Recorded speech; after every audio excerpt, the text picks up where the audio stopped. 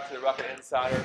I'm Matt Browning, the advisor of Rocket Productions, and we're pleased to be joined by head football coach Lee Weber today. Coach, thanks for joining us. No, I'm glad to be here. Let's get right to it.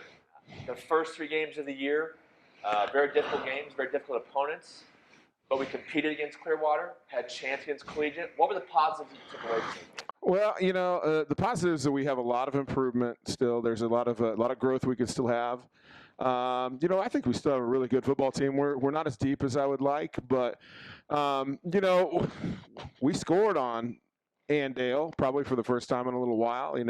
Year before it was 63-0. We did mustered nothing, and we had a couple drives against Andale, which could build a little confidence for the next week against Clearwater. Felt like we had a really good shot against Clearwater, and then we just didn't make the plays we needed to, and in the end, but against Collegiate, we gave them all they wanted. Really, a game we should have won. I don't believe in moral victories, but we have to be in those situations more often so that, this is the first overtime game I've coached in years. And so not new territory for me, but new territory for all our kids, and new territory most times when you go to overtime. Even the collegiate coaches had to come out and ask the rules, So it's just one of those things that could have went either way, when it got to overtime. But in our thoughts, it should have never went to overtime. We should have been able to stop them. I thought our kids showed a lot of resiliency. They tied it at 21, and we came back down and scored again. And so, that shows a lot of resiliency. It took an 8-minute drive for them to come back and tie the game the second time. And so, looking at it from an outside perspective, it was a really good football game. Like, it was an entertaining football game for those that came to watch. And, you'd like to win those. But at this point, we have to deal with what happened and learn from it. And we've definitely got 5 games, I think, here in the future that we have a good chance to win. Let's talk more about those, because the schedule is built up kind of in 2 different blocks, so to speak. With your first 3 games, all opponents who were either good last year or were supposed to be good this year. The next 5, not as much. I'm not saying that pushovers by any stretch, but the schedule does soften a little bit. Have you been preaching that to the guys? Okay, listen. We have 5 games here. We can compete and we can win. So let's get going. Have you talked about that? Yeah, we talked about how we still have a chance to be the 2nd seed in the West. We've got to take care of business, and that doesn't start unless we take care of business against Augusta on Friday. But the combined record, and it's really interesting, I think, because the first 3 teams we played are the smallest teams we play. Yeah. They're 3A teams, but our 3A league is extremely competitive, and those 3 teams are 9-0, and all 3 ranked in the top 10. And you get the second part of our schedule, all schools maybe a little bit more our size, and, kind of a lot of similar situations. Some are, every high school football team's up and down, and some of those teams that are typically pretty good are down a little bit this year. And I think we're all kind of an even level. I think we're rising up, and so it's going to be, I think, really competitive.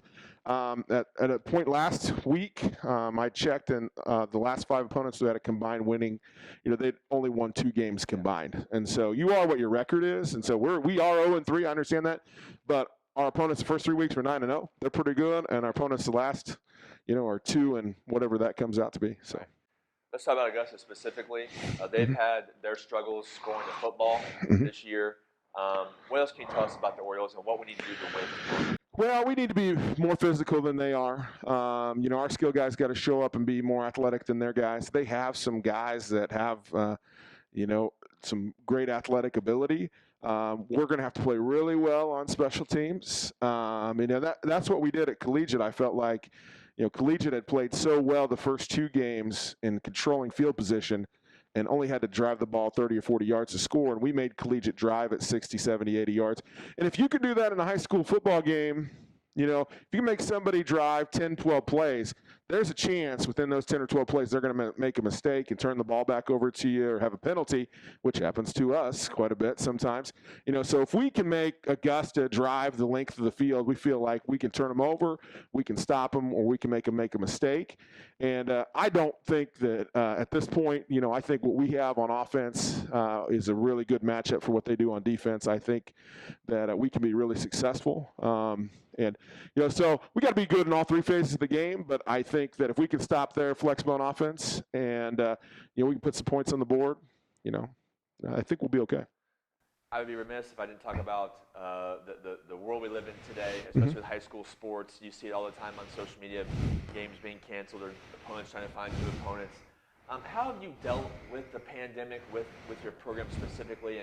And we've played 3 games so far, and knock on wood, we've had no cases on our team. What have you guys talked about in regards to COVID-19? Well, we try to keep it as normal as possible, but take all the precautions we can. I don't want to ever come back and say, now I'm wearing a mask, because I want to protect the season for my guys. I don't want to be the reason we have to quarantine because my guys get COVID from me. So we wear masks as much as possible. We social distance as much as possible. Are we the best at it? No. It is an old hat for us, and people want to be, kids want to be kids, and athletes want to be athletes, and part of the camaraderie of sports is, go high five your guy or be right next to him. Give, as a coach, this has been one of the most difficult years because I'm kind of a positive touches person. Walk up and give somebody a hug, give somebody a high five, and I can't do that. I shouldn't do that. And so, those have been ways that we've tried to, we talk to our guys about sitting together in class and creating our own little football bubble, so that, if somebody gets on the team, we're probably in bad shape, but we don't want to have an outside influence give it to us and get caught in a quarantine where I sat next to somebody in class that has it and then one of our guys is quarantined. So we try to insulate ourselves a little bit. I've coached 20 years. This is the toughest year I've ever had in terms of dealing with all the periphery, but football's full football. So, I'm glad to be playing, and I think that, staying healthy, every coach says, hey, stay healthy, keep going. Staying healthy has never meant more than this year. So. Right. Just so we're all clear here, we are properly social distanced here on the set. Just in case people are wondering, he's not wearing a mask, or he's wearing a mask, I'm not. We are social distanced. But, Coach, thank you so much for your time. No Best problem. of luck tonight. Let's get that W, all right? Let's do it, brother. Thank you for watching The Rocket Insider. We'll see you next time.